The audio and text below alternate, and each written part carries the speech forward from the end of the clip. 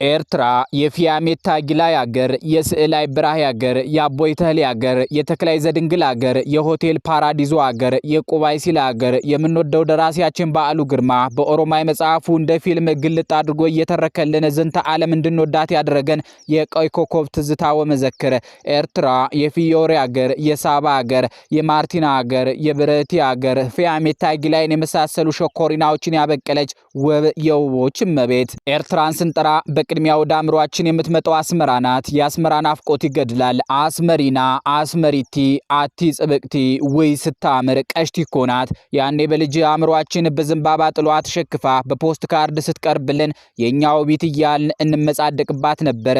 እንቆቅልሽ ስንጫወትና መልሱ ጠፍቶን አገር ስጠኝ ስንባል እርሷን ለመስጠት እንሰስት ነበር። ጠያቂ የሚዋዛ ስላልሆነ አስምራህ ካላልነው ለጠየቀን ጥያቄ ትክክለኛውን መልስ አይነግረንም ነበር። ከማናውቃቸው ዋሽንግተንና ሮማ ይልቅ አስመራ ነበር የምትበልጥብን። በትምህርት ቤት መዝሙራችንም እንዲህ እንል ነበር። አናግረኝና አናግርሃለሁ፣ በአሜሪካ ሽጉጥ አዳፍንሃለሁ፣ አማርኛም አልችል ትግርኛም አልሰማ፣ ሰተት ብዬ ልግባ አስመራ ከተማ። ግጥሙ አንታራም የሚሉት የህፃናት ጨዋታ አይነት ነው። ነገር ግን አስመራ ከልባችን እንዳጠፋ አስተዋጽኦ አድርጓል። ዛሬም በልባችን ነግሳለች። አስመራ አስመራዬ ከአንድ ንግስት ይበልጣል መልክሽ፣ በሩቅ ሲያይሽ በውበቷ ስለተማረከ በእጅ ያለ ነገር ሳይታወቀኝ ይወድቃል። ጸጸራት፣ ፎርቶ፣ ሃዝሃዝ፣ አርባዕት አስመራ፣ እምባጋሊያኖ፣ ኮምፔሽታቶ፣ አዲጓ አዳድ፣ ቃኘው፣ ማይተመናይ፣ ሰንበላይ፣ ጎዳይፍ፣ ገጀረት ወዘተ በጽሁፍ የማውቃቸው የአስመራ ሰፈሮች ናቸው። በጉብኝታችን ወደ ምዕራብ ኤርትራ ተሻግረናል። ባርካና ጋሽ የሚባሉት ቆላማ አውራጃዎች እዚህ ነው ያሉት። አቆርዳት፣ ተሰነይ፣ አሊግደር፣ ኡምሄጀር፣ ባሬንቱ የተሰኙት ከተሞች በቆላው ምድር ውስጥ ተዘርግተዋል። ኩናማ፣ ናራ፣ ቤጃ የሚባሉት ብሔረሰቦች እዚህ ነው የሚኖሩት። የአካባቢው ዋነኛው ህዝብ ግን ለኛ በጣም ቅርብ የሆነውን ሳቂታውን የቤናሚር ወጣት ያስገኘው የትግረ ህዝብ ነው። የትግረ ህዝብ በውስጡ በርካታ ጎሳዎች አሉት። ከሁሉም የሚበረክተው ግን የቤንያሚር ጎሳ ነው። ህዝቡ የሚነጋገርበት የትግረ ቋንቋ ከሴማዊ ቤተሰብ ነው የሚመደበው። ለዚህ ቋንቋ በጣም የሚቀርበው በደጋው ኤርትራና በኛዋ የትግራይ ክልል የሚነገረው ትግርኛ ነው። እነዚህ ሁለት ቋንቋዎች ከጥንታዊ የግዕዝ ቋንቋ ነው የተወለዱት። የትግረ ቋንቋን ከ35 በመቶ የማያንሰው የኤርትራ ህዝብ ይናገረዋል። ትግረህ ከኤርትራ ሌላ በሱዳንም ከሰላ አካባቢ በስፋት ይነገራል። ትግረና ትግርኛ በጣም ከመመሳሰላቸው የተነሳ እንግዳ ለሆነ ሰው አንድ አይነት ቋንቋዎች ሊመስሉት ይችላሉ። በተጨማሪም ለትግርኛ ተናጋሪዎች የትግረ ቋንቋን መልመድ በጣም ቀላል ነው ይባላል። የትግረ ተናጋሪም ትግርኛን በቶሎ መልመድ ይቀለዋል። በመሆኑም ከጠቅላላው ኤርትራ ህዝብ 50 በመቶ የሚሆነው ሁለቱንም ቋንቋዎች መናገር ይችላል።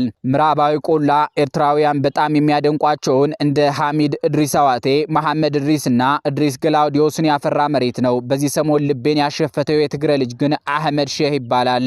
አህመድ ሼህን አወቃችሁት አይደል? አዎን። ባቡሬይ፣ ኢላ ሰርጎ ወዘተ እያለ በማይጠገበው የትግረ ምት የሚያዜመው ተወዳጅ ድምፃዊ ነው። አንድ ኤርትራዊ ወዳጃችን ኢላ ሰርጎን ሲፈታልን ከጀርባው ፊሎሶፊ ያለው ነው ያለኝ። ነገሩ እንዲህ ነው። የትግረ ሴት ለምትወደው አንድ ሰው ወይም ለባሏ እንጂ ለማንም ጸጉሯን አትገልጠውም። ስለዚህ ጉብሊቷ ልጅ የወደደው አህመድ ሼክ በተዋቡ ግጥሞች እያወደሳ ዘፈነላትና ፍቅሩ ልቧ ውስጥ ዘልቆ መግባቱን ለማረጋገጥ ጸጉሯን ማየት ጀመረ። እርሷም ግጥሞቹን ከሰማችለት በኋላ ጸጉሯን ገልጣ ሳየችው። ድል አድራጊው ወዲ ሼህም ይዟት በረረ። ኤላ ሰርጎ እያለ ነጎደ። ሰሜን ኤርትራ ተወዳጇ የከረን ከተማ እዚህ ነው ያለችው። የሐረርጌዋ የድሬዳዋ ከተማ መንትያ እህት የምትመስለው ውቢቷ የሰሜን ፈርጥ በቪዲዮ አይቻት ውበቷን አደነኩላት። አበቦቹ፣ ቤቶቹ፣ መንገዶቹ ሁሉም ውብ ናቸው። ከትግራይ የተገኘው ዝነኛው ብርሃነ ኃይለ አንድ ላይ በነበርንበት ዘመን ለከረኗ ጉብል እንዲህ ብሎላታል። ሸውበሊ ብለነይ ብለነይ ዝለሊ ብለነይ ብለነይ አልሊ ብለነይ ብለነይ አቲጓል ከረነይ ብለነይ። አዎን ቢለን ከከረን ከተማ ጋር ስሙ የሚጠቀስ ብሔረሰብ ነው። ቋንቋው ከኛው ያገው ቋንቋ ጋር አንድ አይነት ነው። እንግዲህ እዚህ ላይ ነው አንባቢ ሊመራመር የሚገባው። በወሎና በጎጃም የሚኖረው አገው ምን ሊያደርግ እዚያ ሄደ? መቼ ነው እዚያ ሄደው? መላምት ከመዘብዘብ በስተቀር ማንም ሰው ይህንን እንቆቅልሽ በሚያመረቃ ሁኔታ ሊፈታው አልቻለም። ኤርትራና እኛ አንድ ነን የሚያሰኘን እንዲህ አይነት ተጨባጭ ማስረጃ ስላለን ነው። ቢለን ውብ ባህል ያለው ህዝብ ነው። በዚህ ህዝብ ባህል መሰረት ሴቶቹ ካገቡ በኋላ ጸጉራቸውን መሰተር ግድ ነው። ህዝቡ የቢለን ቋንቋ ተናጋሪ ቢሆንም የትግረ ቋንቋንም ይጠቀማል። ትግርኛም በስፋት ይነገራል። በጣም ታዋቂ የሆነው የቢለን ተወላጅ ኡመር እዛዝ ነው። የጀብሃ ጦር ከመፍረክረኩ በፊት የሁለተኛው ዞን አዛዥ እንደነበረ ከዚህ በፊት ጽፌ ነበር። ከከረን ሽቅብ ወደ ሰሜን ስናመራ ታሪካዊቷ አፋቤት አለች። ጄኔራል ታሪኩ አይኔ የሚመራው ናደውዝ እዚህ ነበር የሰፈረው። የቀይ ኮከብ ዘመቻ ዋና አምባም ይህ ነበር። ከአፋቤት ወደ ሰሜን ስንበር ንዳዳማውና አስቸጋሪው የሳህል መሬት አለ። በሳህልም ብርት ላይ የኤርትራ ገንዘብ መጠሪያ ለመሆን የበቃችው ናቅፋለች። በዓሉ ግርማ እንደተረከልን ከሆነ ሳህል ማለት እሳት ነው። ነገር ግን ሰዎች ይኖሩበታል፣ ከብቶች ይሰማሩበታል፣ ተክልም ይበቅልበታል። እዚህ አካባቢ በብዛት የሚኖረው ህዝብ ረሽዳ ይባላል። አንዳንዶች ራሻይዳ ይሉታል። ስህተት ነው። ትክክለኛው አጠራር ረሽዳ ነው። የረሽዳ ህዝብ ከሌላው የኤርትራ ህዝብ የሚለይበት በርካታ ነገሮች አሉት። ለምሳሌ ይህ ህዝብ ከሳውዲ አረቢያ ተነስቶ ወደ ኤርትራ የገባው በቅርብ ዘመን በ19ኛው ክፍለ ዘመን አጋማሽ ነው። በዚያ ወቅት የአሁኗ ሳውዲ አረቢያ አልነበረችም። አገሩ ሁሉ በጎሳዎች የተከፋፈለ በረሃማ ምድር ነበር። ከነዚህ ጎሳዎች አንዱ አልረሽድ ይባላል። ይህ የአልረሽድ ህዝብ የአካባቢው የበላይ እንዲሆን በኦቶማን ቱርክ ተወሰነ። አብዛኛው ህዝብም ለነርሱ አደረ። አልሱዑድ የሚባለው ቤተሰብ ግን አሻፍረኝ አለ። ራሴ በረሃውን ጠቅልዬ መግዛት ስችል ለምን በአልረሽድ ጎሳ የበላይነት አድራለሁ በማለት አንገራገረ። በሁለቱ መካከል ጠብ ተነሳ። በመጀመሪያው ላይ የአልረሽድ ጎሳ አሸነፈ። አልሱዑዲዎች ወደ ኢራቅ ሸሹ። ከጥቂት ዓመታት በኋላ ግን የአልሱዑዲ ቤተሰብ በእንግሊዞች ደጋፊነት ራሱን አጠናክሮ መጣ። በአልረሽድ ጎሳ ላይም ድልን ተቀዳጀ። በዚህም የተነሳ የአረቢያ በረሃ ለአልረሽድ ጎሳ አባላት ሲኦል ሆነ። ረሽዳዎች እየተያዙ በጅምላ ታረዱ። ንብረታቸው ተዘረፈ። በፊት የረዳቸው የነበረው የቱርኮች መንግስት በራሱ ችግር በመወጠሩ ምንም ሊያደርግላቸው አልቻለም። በመሆኑም ከእልቂቱ ለመዳን ሲሉ ባህር ያቋረጡ ወደ አፍሪካ ምድር ተሰደዱ። በሱዳንና በኤርትራ መኖሪያቸውን ቀለሱ። እንግዲህ ረሽዳዎች ከዘር ማጥፋት ወንጀል ለመሸሽ ወደ ኤርትራ የመጡ ተፈናቃዮች ናቸው ማለት ነው። በኤርትራ ውስጥ ንጹህ የአረብ ዝርያ የሚባሉት እነርሱ ናቸው። የአፍ መፍቻ ቋንቋቸውም አረብኛ ነው። በዚህ ህዝብ ባህል መሰረት ለአካለ መጠን የደረሰች ማንኛውም ሴት ፊቷንም ሆነ ጸጉሯን መሸፈን ግዴታዋ ነው። በዓሉ ግርማ በኦሮማይ ውስጥ ሲተርክልን ማንኛውም የረሽዳ ባል የሚስቱን ፊት ገልጦ የሚያይበትን ሰው አይፈልግም በማለት የተናገረውም የባህላቸው አንድ አካል ነው። አሁን ወደ ምስራቅ ኤርትራ ተሻግረናል። ብርህት የሆነችው ምጽዋ እዚህ ነው ያለችው። ብርሃነ ኃይሌ ሸውበሊ ብለነ የተሰኘውን ዘፈን ሲቀጥል ምጽዋን እንዲህ ይላታል። አብዋሊድ ማሳዋ ኩለሊየን ሂልዋ። ትርጉምን በትክክል ባላውቀውም የምጽዋ ልጆች ሁሉም ጣፋጭ ናቸው የሚል መልእክት እንዳዘለ ይገባኛል። የምጽዋ ልጆች ቆንጆ ናቸው ተብሎ እየተደጋገመ ተነግሮላቸዋል። ከወደብ ከተማ የተገኙ በመሆናቸው ዓለም አቀፍ ስልጣኔና ልዩ ልዩ ባህሎች በእነርሱ ላይ ሲነፍስ ይታያል። ምጽዋ በጣም ውብ ናት። በተለይም ኪነ ህንጻዋ ብዙ ተብሎለታል። ከኦስማናውያን ቱርኮች ዘመን ጀምሮ ብዙ ገዢዎች ሲፈራረቁባት የነበረች መሆኗ በከተማዋ የሚታየውን ኪነ ህንጻ እንዳሳመረው ምሁራን ያስረዳሉ። ኤርትራውያን ምጽዋን ይወዷታል፣ እኛም እንወዳታለን። ነገር ግን ወደዚያ ለመድረስ የሚሻ ሰው እንደ ሰዓት የሚፋጀውን ሙቀቷን መቻል አለበት። ከተማዋ በዓለም ላይ ከፍተኛ ሙቀት ካላቸው ስፍራዎች አንዷ ናትና የዚህች ከተማ ህዝብ ኑሮውን ከአየር ጸባዩ ጋር እንዲጣጣም አድርጎ ቀይሶታል። በመሆኑም አብዛኛው የንግድ እንቅስቃሴ የሚከናወነው ከምሽት እስከ እኩለ ሌሊት ባለው ጊዜ ነው። ታዲያ ከተማዋ ለዘወትር እንደ ጋለች አትቀርም። በአመት 2 ጊዜ ሙቀቱ ጋቢልና ጤናማው አየር ይነፍስባታል። ይህም ከጥር እስከ የካቲት ባለው ጊዜና በሐምሌ ወር ነው። በእነዚህ ወራት ከተማዋን የሚጎበኘው ቱሪስት በጣም ይጨምራል። በቀድሞው ዘመን ቀዳማዊ ኃይለ ሥላሴም ከተማዋን ለመጎብኘት የሚመርጡት በእነዚህ ወራት ነው። እርሳቸው ያሰሩት ቤተ መንግስት እስካሁን ድረስ አለ። ምጽዋ በወደብነት አገልግሎት መስጠት የጀመረችበት ዘመን በትክክል አይታወቅም። የታሪክ ምሁራን እንደሚሉት ከጥንት ጊዜ ጀምሮ በአካባቢው ከተማ ቀመስ ሰፈራ ነበር። ይሁንና እስከ 8ኛው ክፍለ ዘመን ድረስ ሲያገለግሉ የነበሩት ከምጽዋ አጠገብ የነበሩት ጥንታውያኑ ዙላና አዱሊስ ነበሩ። የምጽዋ ተፈላጊነት ጉልህ ሆኖ የተከሰተው የባህር ወደቡ በ1508 በኡስማናውያን ቱርኮች ወይም ኦቶማን ተርክስ በተያዘበት ወቅት ነው። ከቱርኮቹ በማስከተልም ግብጾችና የኢጣሊያ ወራሪዎች ተፈራርቀውባታል። ኢትዮጵያና ኤርትራ በፌዴሬሽን ከተዋሃዱ በኋላ ምጽዋ ከፍተኛ ምርታ ማሳየት ጀምራ ነበር። ከ1970ዎቹ መግቢያ ጀምሮ ግን የጦርነት ቀጠና ሆነች።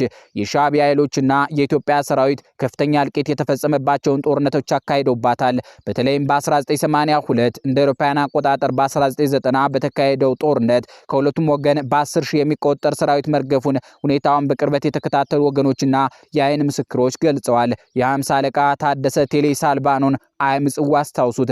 የቀድሞው የኢትዮጵያ መሪ ኮሎኔል መንግስቱ ኃይለማርያምም ለከፍተኛ ሽንፈትና ኪሳራ የዳረገን ውድቀት ያጋጠመን በምጽዋ ነው በማለት ተናግረዋል። የድሮው ህዝባዊ ግንባር ሓርነት ኤርትራ ሻዕቢያ፣ የአሁኑ ህዝባዊ ግንባር ኒ ዲሞክራሲ ዲሞክራሲን፣ ፍትህን፣ ህግዴፍ ምጽዋን የተቆጣጠረበትን ዘመቻ ኦፕሬሽን ፈንቅል በማለት ይጠራዋል። ምጽዋ የተያዘችበት ዕለትም የካቲት 20 በየዓመቱ ይከበራል። በርካታ ህዝብ ወደ ምጽዋ ከሚጎርፍባቸው ዕለታት መካከል አንዱ ይህ የኦፕሬሽን ፈንቅል መታሰቢያ የሚከበርበት ቀን ነው። ምጽዋ የብዙ ህዝቦች መኖሪያ ናት። ዋነኞቹ ነዋሪዎች ግን የአሳውርታ፣ ሳሆና አፋር ብሔረሰቦች ተወላጆች ናቸው። በከተማዋ በዋናነት የሚነገረው ቋንቋ አረብኛ ነው። የሻቢያ መስራች ተብሎ የሚታወቀው ኡስማን ሳሊሳቤ የተወለደው በምጽዋ አጠገብ ካለችው ህርጊጎ የተባለች አነስተኛ መንደር ነው።